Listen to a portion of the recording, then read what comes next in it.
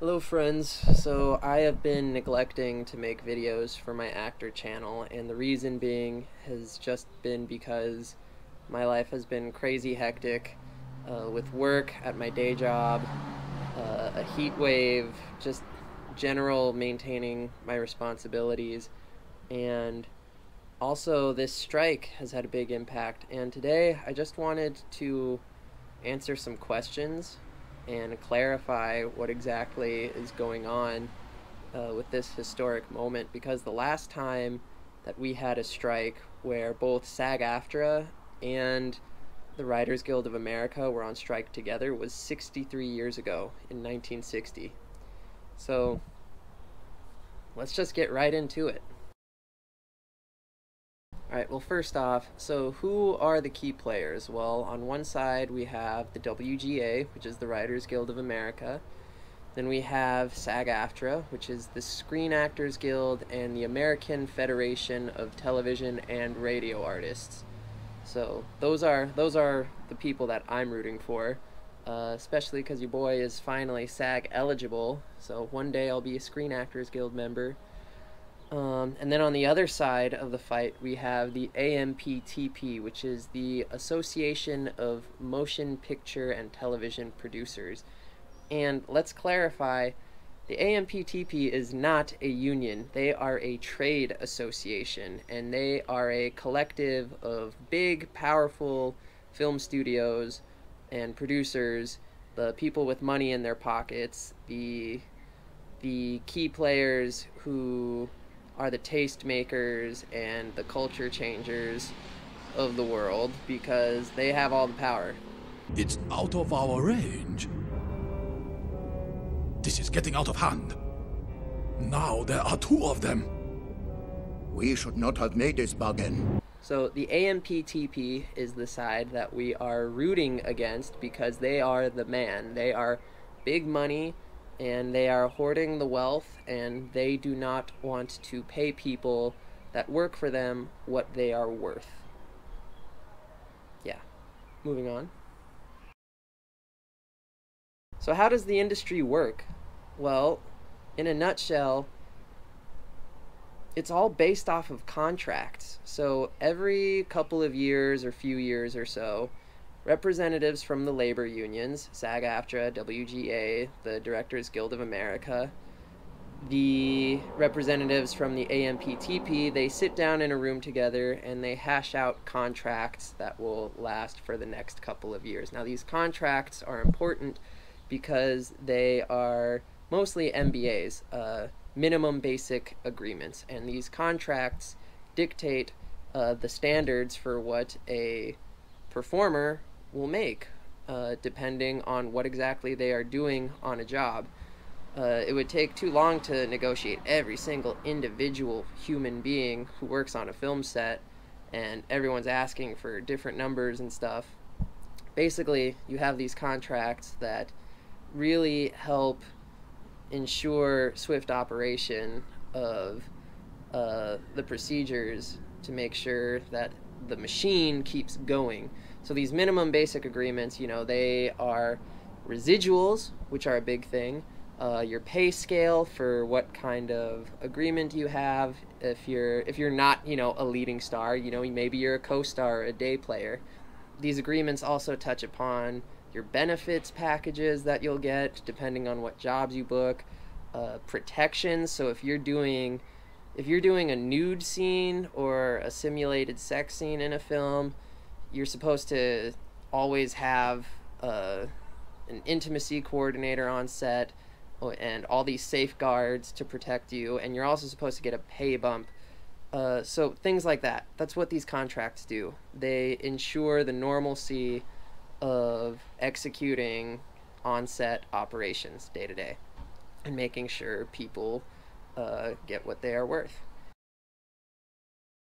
So the contract that these organizations failed to renew was the AMPTP SAG-AFTRA TV theatrical streaming contract.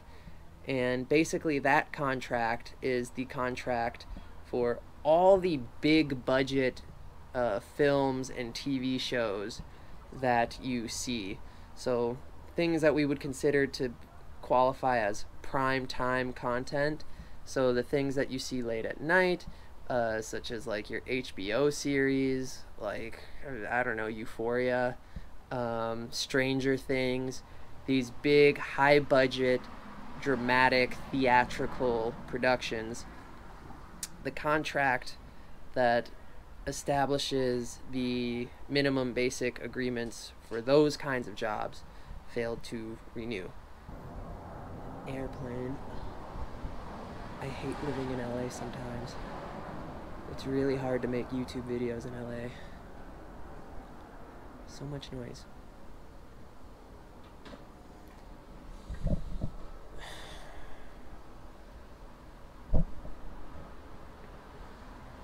This happens every take.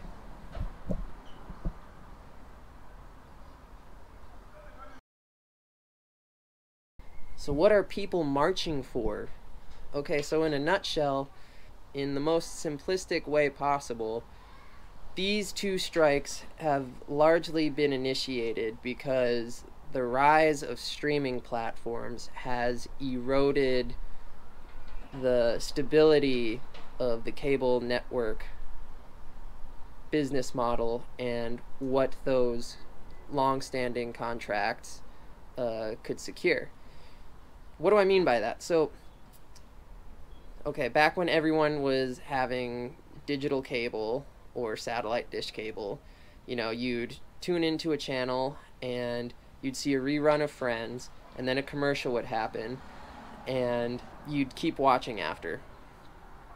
So during those commercial breaks, the studio, the network, gets money from the people who buy the ad space. Every time an episode of Friends or Seinfeld is run, the writer gets a residual, which is, you know, maybe 10 cents every time that episode is aired and a person watches it. Same with the actors, if they have it negotiated into their contracts. So every time you see an episode of Friends, the actors are making a couple cents every time a rerun from the 1990s is aired on TV and people watch it. And by, that is how actors manage to pay their bills, is not just the one-time salary, but it's the passive income of having dollars and cents trickle down from cable residuals. Now, streaming has threatened this because streaming is bold new territory. You are paying for a service that basically has no ads. You pay a one-time subscription a month, and those subscriptions are what fuels Netflix and, you know, HBO Max and Disney Plus. They operate their content off of those streaming platforms. But to cut to the chase, because of streaming, people are not getting paid what they once were. Writers are making $30,000 to $40,000 a year working in writers' rooms. Meanwhile, the owners of Netflix and Disney are raking in hundreds of millions of dollars every year on salary. Actors who could once depend on their residuals to keep them afloat until they book the next gig are not getting residuals because streaming doesn't provide residuals. Because there's no commercials to earn your dollars and cents on. And not only has streaming changed the business model, it's also threatening the viability of needing actors because things are shifting towards experimenting with AI. Studios have made it loud and clear that they're willing to experiment with AI to potentially replace writers, because why pay for a staff of 14 human writers when you can just plug in what you want into a machine and it will spit out a generic concept script for you? Why pay an actor a salary when you can just scan him once and then insert his face into whatever shot or scene you have in a program, you know? So there are some key fundamental issues here on the chopping block. So why is it a good thing if people are on strike, but it's costing the industry hundreds of millions of dollars and people's jobs are at risk? Well, good is a relative term. You know, was it good when the Civil Rights March happened? Absolutely, but there was a lot of struggle and a lot of pain and a lot of loss that had to happen in order to secure those basic civil and human rights for people of color. And it's a similar situation with what's happening right now. Hollywood is going to shut down for several months because of these tandem strikes. The executives are going to really feel their pockets bleeding. There are going to be losses. Some people will not be able to afford their rent. The working man will probably end up homeless or living out of his car because his set dressing job or his acting job has shut down and there's just no opportunity. People are going to have to go back to working retail and service jobs, but we're doing it because the people in power in this industry want to exploit labor for cheap and erode at the securities that ensure a quality of life for everyone that works in entertainment. Now, when you think of the Screen Actors Guild, it's important to remember only 2% of members in the Screen Actors Guild are Tom Cruise, Brad Pitt, George Clooney, Salma Hayek level of fame actors. There are over 170,000 members in SAG, and most of them are just working class, middle class people like you and me. It's not just actors, it is DJs, sports announcers, newscasters, broadcast journalists, news writers, news editors, people that work in media, people that work on local television. It's not just a club for the rich and famous. It is difficult to get into SAG, but SAG still looks out for the working man because it is comprised mainly of working class, middle class individuals. Now, how does it affect you? Well, you're definitely going to notice a lot of your favorite television shows being canceled.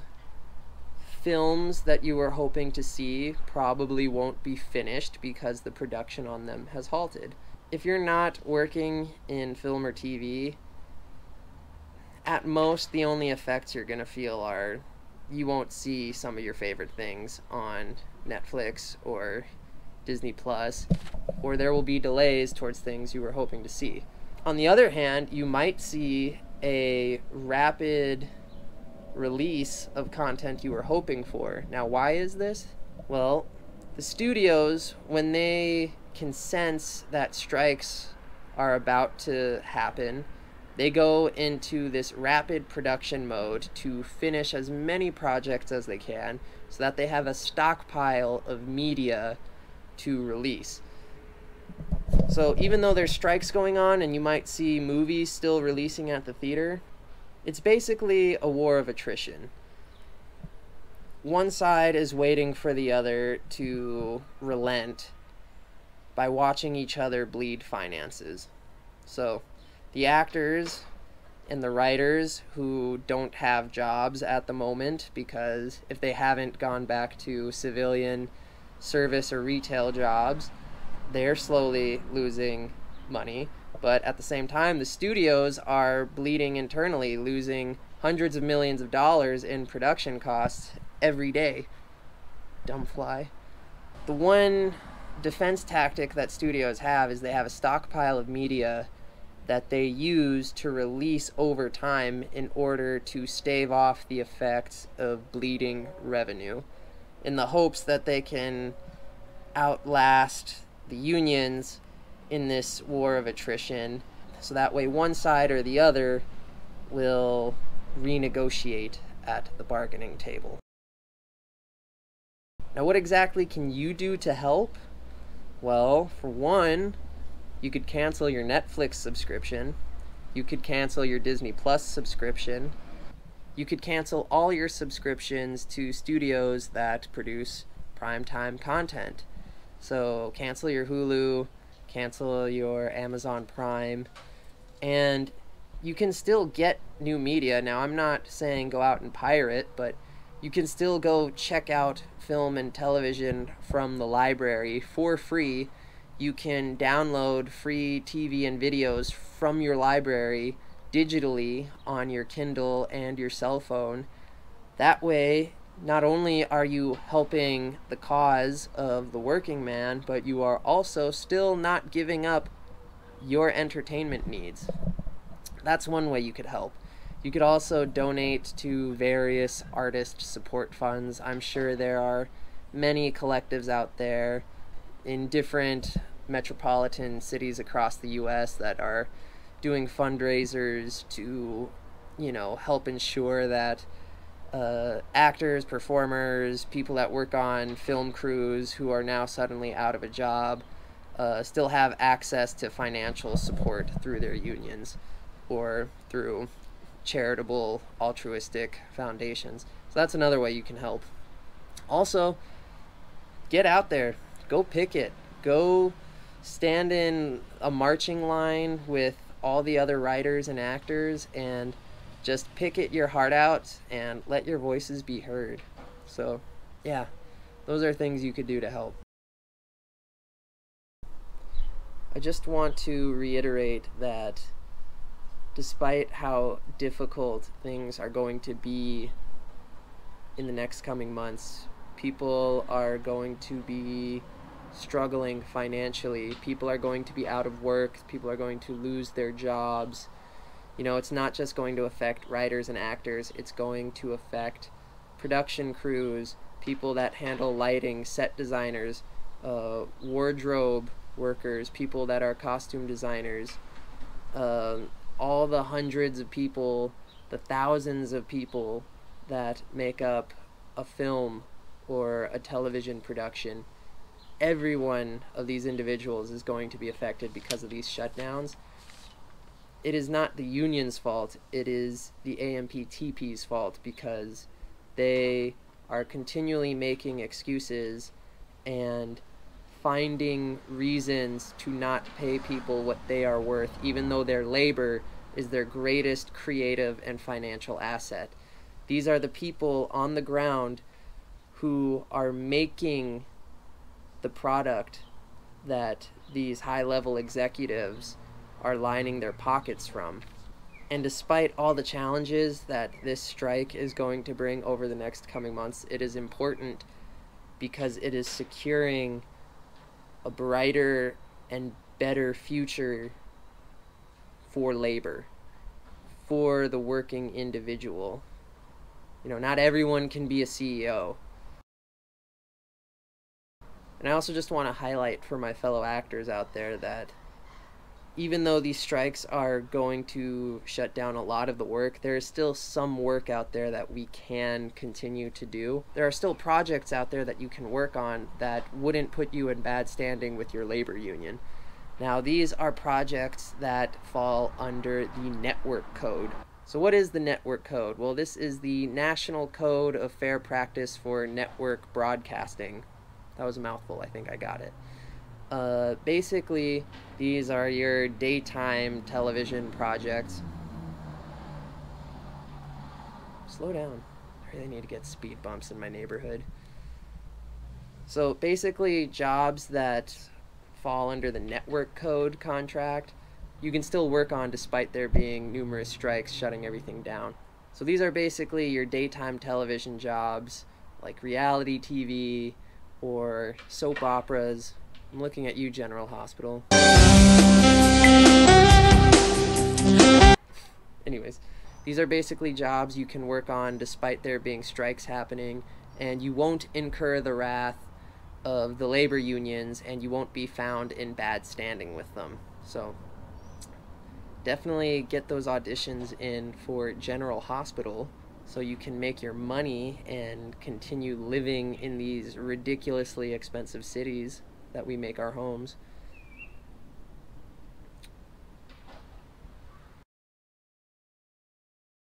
And that's pretty much all I have to talk about at this moment in time.